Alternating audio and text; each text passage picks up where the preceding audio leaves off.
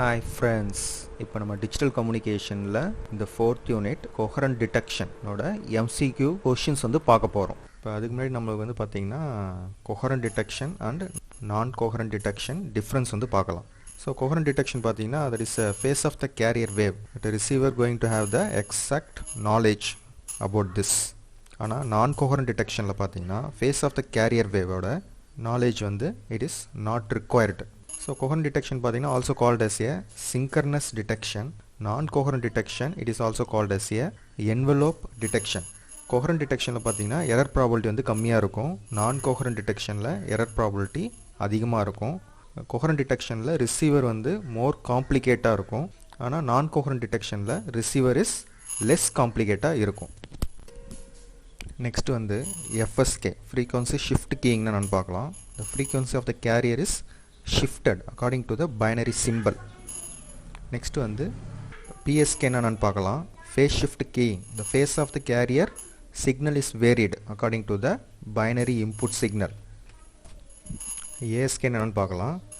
So ASKல பார்த்தீங்கன்னா carrier வந்து switched onல இருக்கும்போது when binary 1 is to be transmitted. அதே வந்து கேரியர் வந்து switched off. அப்போ பார்த்தீங்கன்னா when binary 0 is to be transmitted. So ASK is also called on-off keying. So next, what is the major advantage of coherent PSK over coherent ASK?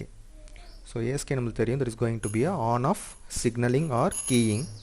இப்போ பார்த்தீங்கன்னா modulated carrier வந்து continuously transmit ஆகும் இந்த phase shift keyingல.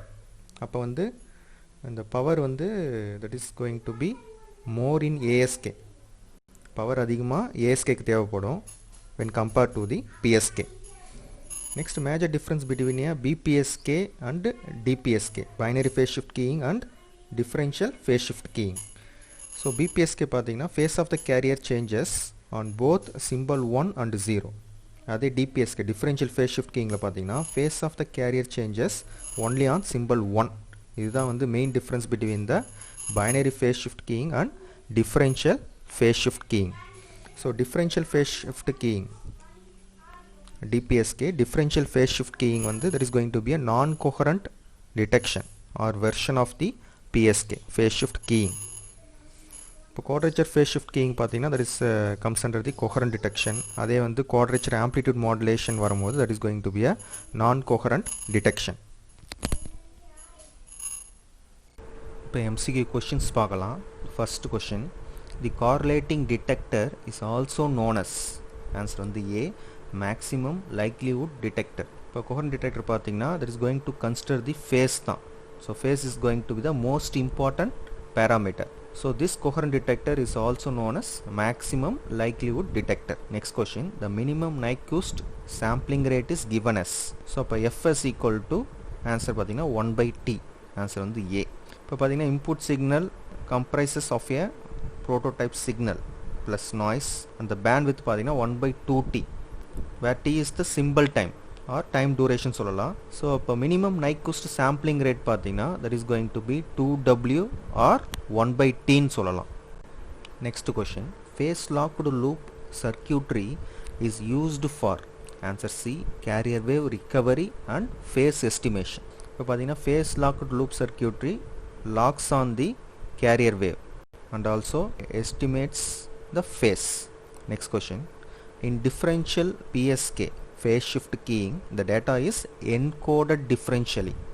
So இங்க பார்த்தீங்கன்னா in this method the data is encoded differentially.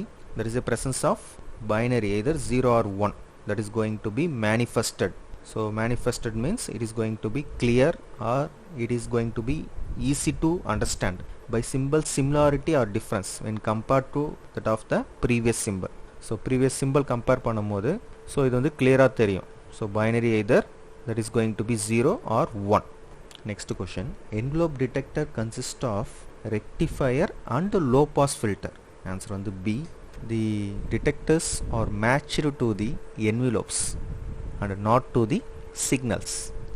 Next question, the minimum required spacing is the difference between the center of the spectral main lobe and first zero crossing.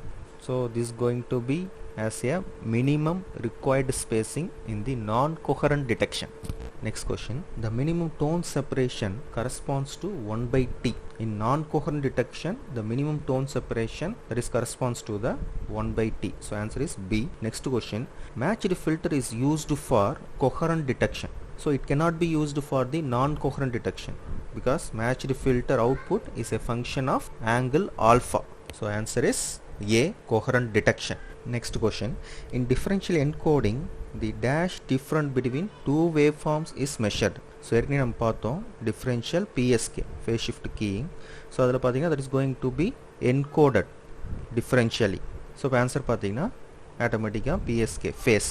So இப்போ in differential encoding, the phase difference between the two waveforms is going to be measured. So the phase of the present signal waveform that is going to be compared with the previous signal. So answer is C, phase.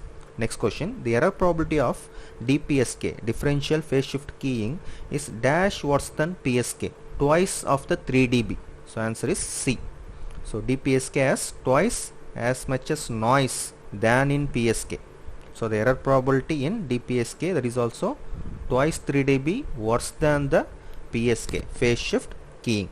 Next question, இது already நம்ம non-coherent detection அதிலையும் பார்த்தோம். So coherent PSK and non-coherent orthogonal FSK frequency shift keying have a difference of dash in PB. So PB ன்றது bit error probability நமக்கு தெரியும். So answer is C, 4 dB. So the difference of PB is approximately 4 dB for the best coherent PSK and the worst case for the non-coherent orthogonal FSK, that is frequency shift keying. So answer is C, 4 dB.